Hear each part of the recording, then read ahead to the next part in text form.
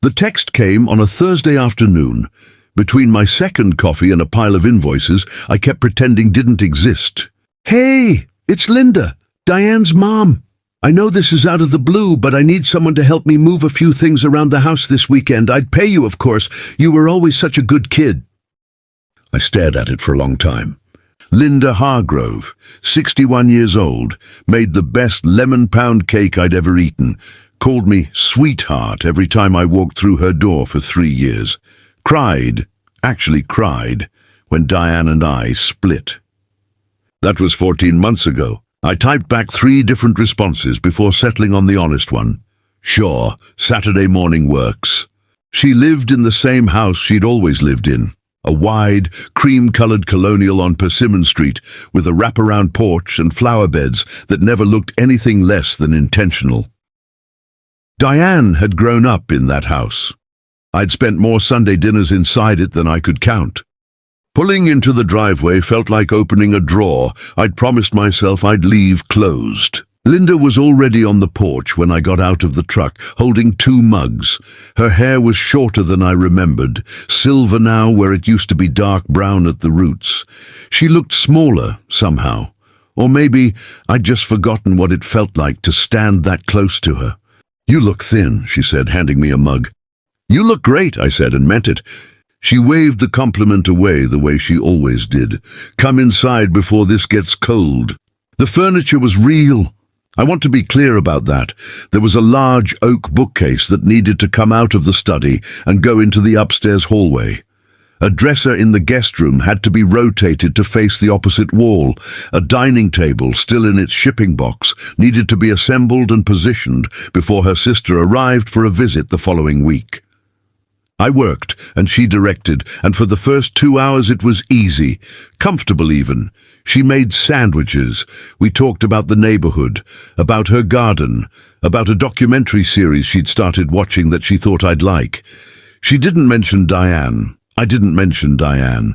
We were 2 people who had simply agreed, without saying so out loud, to keep the room tidy. By noon the bookcase was in place, the dresser repositioned, and the dining table assembled and centered under the light fixture. Linda stood back and studied it with her arms crossed, the way she studied everything before deciding it was done. "That's it," she said. "That's exactly right." I started gathering my tools. That's when she walked to the study door, the one we'd just come through, and turned the small lock on the handle. Not dramatically, not quickly, just reached over and pressed it with the flat of her thumb, the way you'd lock a door before going to bed. The click was small. It landed anyway. She turned around and looked at me with an expression I couldn't fully read. Not nervous exactly, but deliberate, like someone who had rehearsed this part and was now simply doing it. "I need to talk to you," she said, and I didn't want either of us to have a reason to leave before I finished. I sat down on the edge of the newly assembled table, not because she asked me to, because my legs made the decision independently. "Okay," I said. She pulled out one of the chairs and sat across from me, folded her hands on the table. She was quiet for a moment, and in that moment I heard the refrigerator hum from 2 rooms away. "Diane's getting married," she said. The refrigerator kept humming. "In the spring," Linda added, "to someone she met about 8 months ago. His name is Paul. He's—" She paused, choosing words the way you choose fruit at a market, looking for ones without bruises. "He's fine. He's adequate." I didn't say anything. "She seems happy," Linda continued. "I want to be clear that she seems genuinely happy. I'm not here to tell you she's making a mistake, or that she chose wrong, or any of the things you might be bracing for." She looked at me steadily. "But I needed you to hear it from me, before you heard it some other way, because you deserved that." I looked down at the table. My hands were flat against the wood. I didn't know when I'd put them there. "Why?" I asked. My voice came out smaller than I intended. "Because you were good to her," Linda said, "and you were good to me, and when it ended nobody was particularly good to you about it, including me.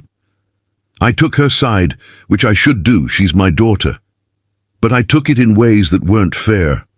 I stopped reaching out. I let 14 months pass without saying a word. She stopped. That wasn't right. You didn't do anything wrong. It wasn't what I'd expected. I don't know what I'd expected.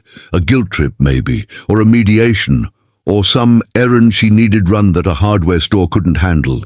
I hadn't expected this. I hadn't expected someone to simply say, "You didn't do anything wrong," out loud in a room I could not easily leave. My throat tightened in a way I refused to give in to. "We just didn't work," I said, which was true, which was the whole painful, compact truth of it. "I know," Linda said. "I knew that before she did, honestly.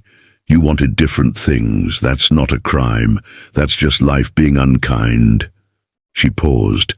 "But I've spent 14 months worrying about you, wondering if you were okay, wondering if I handled it the way a decent person would have." She looked at her hands. "I didn't." We sat there for a while in the way that you sit when the hard part is over, but the air hasn't settled yet. She asked about my work. I told her about the contracting jobs, the slow season, the invoices. She told me about her sister's visit, about the garden she was planning for the back corner of the yard, about her plan to drive up to Vermont in the fall because she'd always meant to and never had. She talked about Diane's wedding in the measured, careful tone of a mother who loved her daughter and also understood that the person sitting across from her was still in the process of reassembling something. At one point she got up and came back with 2 slices of lemon pound cake on a plate. She didn't explain it. She just set the plate down between us. I took a piece and ate it. "Still the best thing I've ever had," I said. She smiled for the first time since she'd locked the door. "I made it yesterday," she said, "in case you came. I left around 2 in the afternoon." She walked me to my truck and we stood in the driveway for a moment in the thin November sunlight. "I hope you find someone," she said. "Someone who wants everything you want." "I genuinely mean that." "I know you do," I said. She hugged me the way she used to, both arms held for a second longer than necessary. The way you hug someone when the hug is standing in, for all the things that aren't easy to say. When she let go, she stepped back and looked at me for a moment. Then she nodded, as if some private assessment had concluded satisfactorily. "Don't be a stranger," she said. "Not to me." I told her I wouldn't be. Driving home, I kept waiting for something to break open in me, some grief I'd been sitting on, or anger, or relief, or whatever emotion was supposed to announce itself when a chapter closed for real this time. Nothing broke. That's not the right word. Something settled, maybe. Something that had been slightly tilted in me, since 14 months ago, found a new angle to rest against. Diane was getting married in the spring. She had someone she called Paul. She seemed happy, and her mother had made a pound cake the day before in case I came. I drove home. I opened the window. The November air came in cold and clean, and I let it. Some endings, it turns out, don't finish all at once.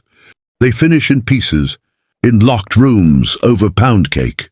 When someone who loved you adjacent, not completely, not primarily, but genuinely, decides it's not too late to say the thing they should have said. It isn't too late. That's the part that stayed with me longest.